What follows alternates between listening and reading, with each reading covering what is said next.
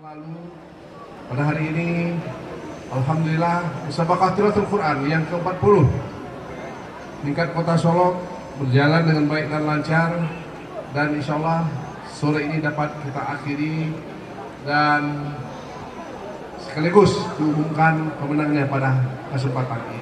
Ketika MTQ terakhir memandang ayat-ayat suci ini tidak berhenti sampai di sana. Tidak berhenti hanya ketika musabaqah tilawatul Quran. Kita harapkan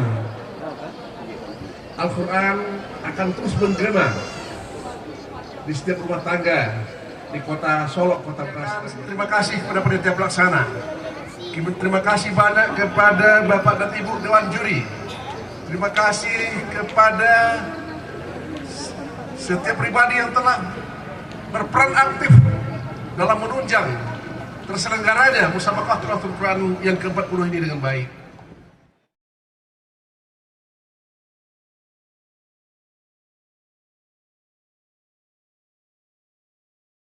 Dapatkan